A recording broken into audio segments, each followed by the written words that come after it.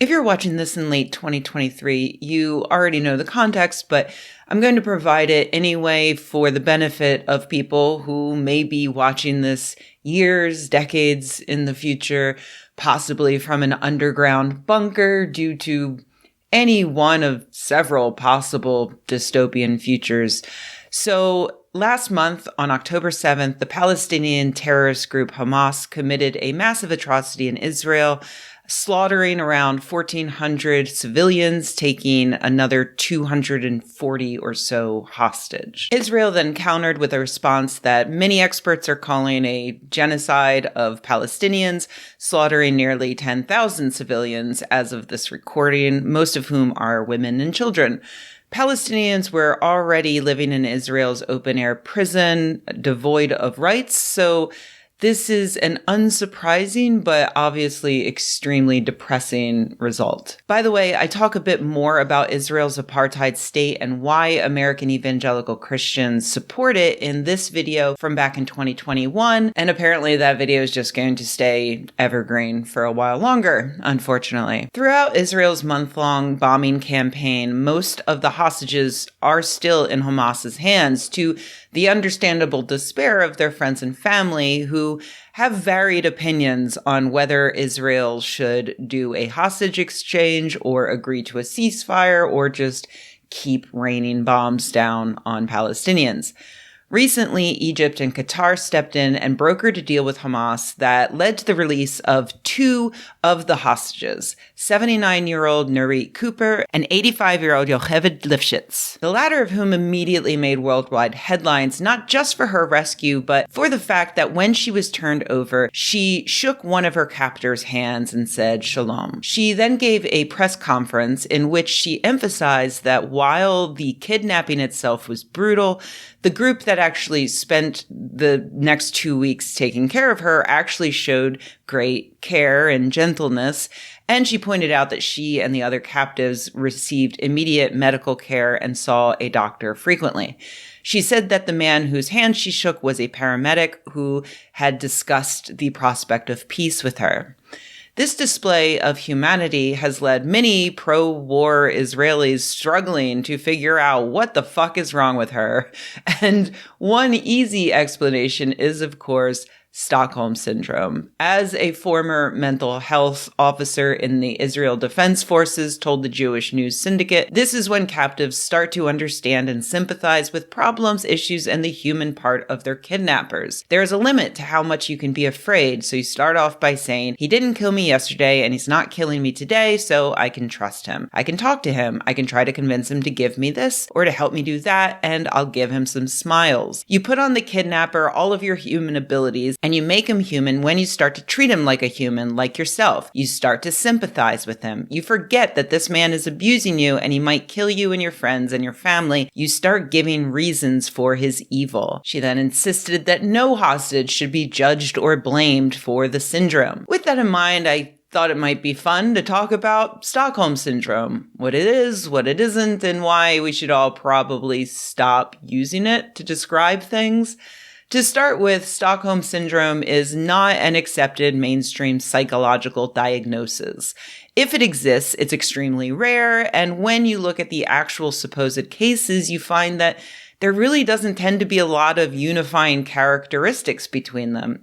In fact, in every case, there seems to be a better term to describe what has happened, meaning that the term Stockholm Syndrome actually becomes a broad brush that paints over a situation and obscures what is actually going on. A very good example of this happens to be the situation for which Stockholm Syndrome was named. In 1973, an escaped convict named Jan-Erik Olsson robbed a bank in Stockholm and then took 4 people hostage. 3 women plus 1 man who had been hiding when the rest of the bank was evacuated. In the popular retelling that describes this supposed syndrome, over the next several days, while trapped in the bank's vault, the hostages began to sympathize with their captors and then refused to cooperate with police. That is in no way what happened. Olsson first asked police to release his friend from prison and bring him to the bank, which they did, which is weird, but okay. The police then thought that they had figured out who the initial captor was, and they got his little brother to enter into the bank with the lead negotiator, psychiatrist Niels Bejerot. Unfortunately, the police had actually misidentified the convict, meaning that they just sent some random teenager into a situation with an armed and quite agitated man who then shot at him. That was the first thing that hostages saw the police do. Send in a second convict to join their captor, and then send in a random teenager to get shot at. Meanwhile, the hostages described how that second convict was holding their hands and reassuring them that he was going to make sure they all got out safe. So they pretty much immediately suspected that if they were going to get out alive, they would need to be smart, and thus they started befriending their captors. One of the hostages, 23-year-old Kristen Enmark, asked authorities if she could speak to that lead negotiator, the psychiatrist Bejerot, who said no. He refused to talk to her. So instead, she called a radio station and live on the air complained that the police were completely incompetent and were playing with their lives. Olsen got in touch with the prime minister on the phone, but that conversation went nowhere. In the book, See What You Made Me Do, The Dangers of Domestic Abuse That We Ignore, Jess Hill reports that the next day, Enmark called the prime minister herself and begged him to do something to help them, saying that she was not afraid of Olsen, but she was afraid that the police will attack and cause us to die. The PM replied, "Well, Kristen, you can't get out of the bank. You will have to content yourself that you will have died at your post." As a reminder, her post at the time was bank teller.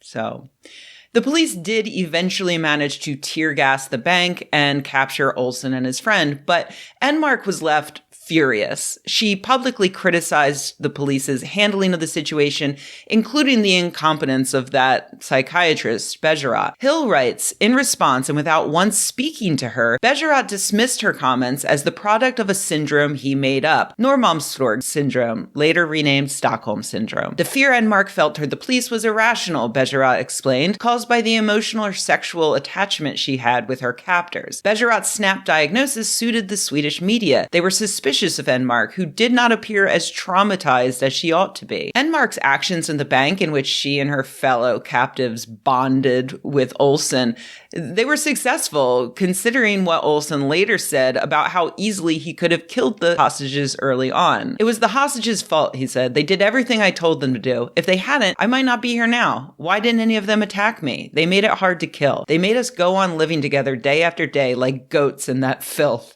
There was nothing to do but get to know each other." Now, just because the initial case of Stockholm syndrome wasn't an actual example of it, and the guy who identified it didn't even bother to talk to the person supposedly experiencing it, that doesn't mean that there aren't other situations where it might apply.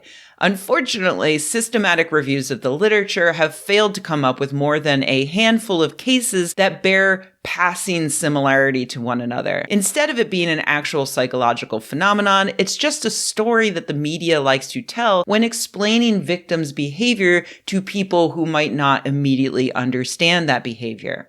Or, to summarize many researchers over the years who have studied this, like Dr. Alan Wade, it's a way to infantilize victims, removing their agency and explaining their actions with pseudoscientific hand-wavery. Wade has said that Stockholm Syndrome is an abuse of male state power and still works as one of many closely related concepts that blame victims, mostly women, while denying the reality of their resistance and ignoring the central role of social responses. Some researchers have proposed adopting a new viewpoint that acknowledges the active participation of victims in their own lives. Faced with a situation where no escape is immediately possible, some survivors may have the resource to express a type of super social engagement that may enable them to engage and effectively co-regulate and calm their perpetrator. We operationally define this capacity to co-regulate and calm the perpetrator as appeasement. Unlike Stockholm Syndrome, the idea of appeasement actually does describe what happened in that bank.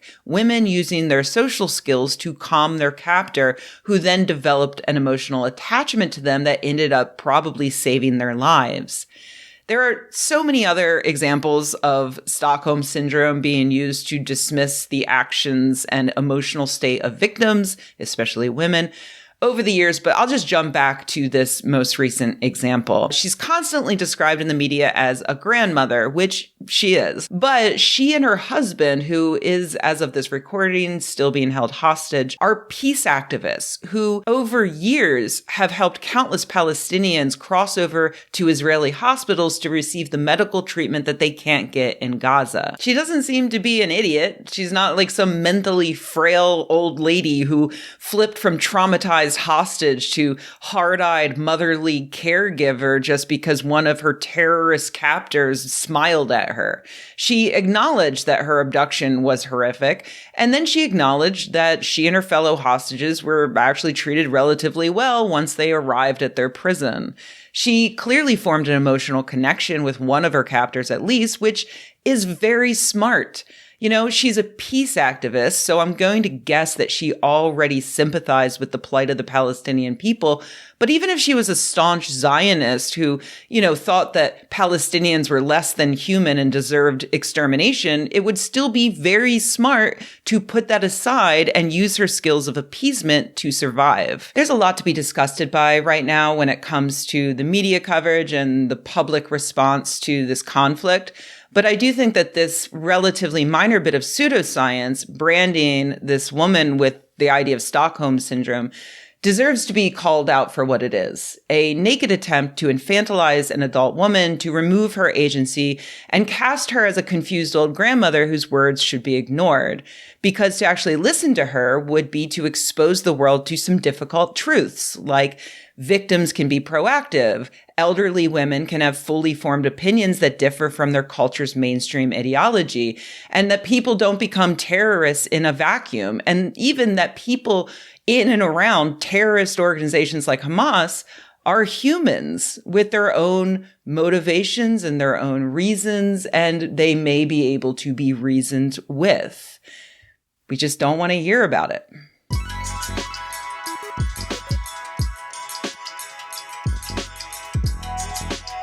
Hey everybody, thanks for watching. If you enjoyed this video, please give it a like. If you loved the video, please subscribe.